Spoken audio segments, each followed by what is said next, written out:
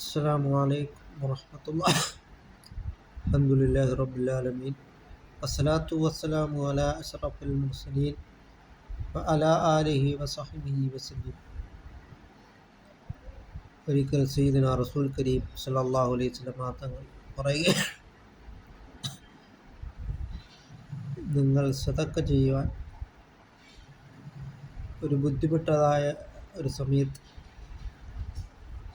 സദക്ക ചെയ്യുവാൻ സയ്യിദുനാ റസൂൽ കരീം സല്ലല്ലാഹു അലൈഹി വസല്ലം തങ്ങൾ പറഞ്ഞു.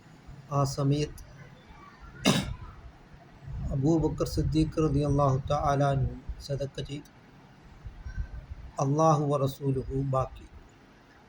അല്ലാഹു റസൂൽ കരീം സല്ലല്ലാഹു അലൈഹി വസല്ലം തങ്ങൾ അല്ലാതെ വേറെ ഒന്നുമില്ലായിരുന്നു. മുഴുവനും അബൂബക്കർ സിദ്ദീഖ് റളിയല്ലാഹു തആല അൻഹു അത് സദക്ക ചെയ്തു. അത് നാം മനസ്സിലാക്കിക്കൊണ്ട് നാം സദക്ക നാം ചെയ്യുക. സദക്കകൾ ചെയ്യുക കൊണ്ട് എല്ലാ ബലാ മുസീബത്തുകളെയും തൊട്ട് അല്ലാഹു തആല തട്ടിമാറ്റുന്നതാണ്.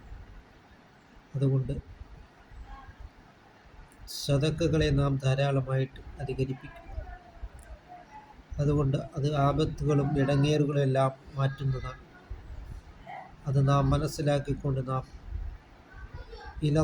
അള്ളാഹുവിലേക്ക് നാം മടങ്ങുകയും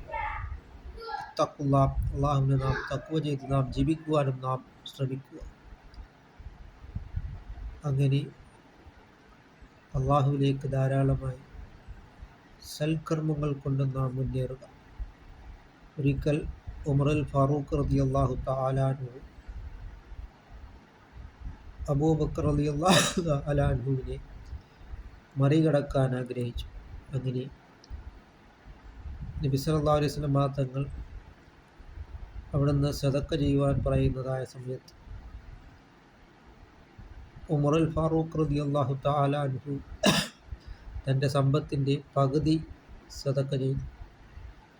അപ്പോൾ അബൂബക്കർ റളിയല്ലാഹു തആല അൻഹു മൊത്തത്തിലാണ് സദക്ക ചെയ്തിട്ടുള്ളത്. അത് നാം മനസ്സിലാക്കും. നബി സല്ലല്ലാഹു അലൈഹി വസല്ലം തങ്ങളോടൊപ്പം നാളെ ജന്നാത്തുൽ ഫിർദൗസ് അല്ലാഹു തആല നമ്മളെ ഉൾപ്പെടുത്തുകയും ചെയ്യുമാറാകട്ടെ.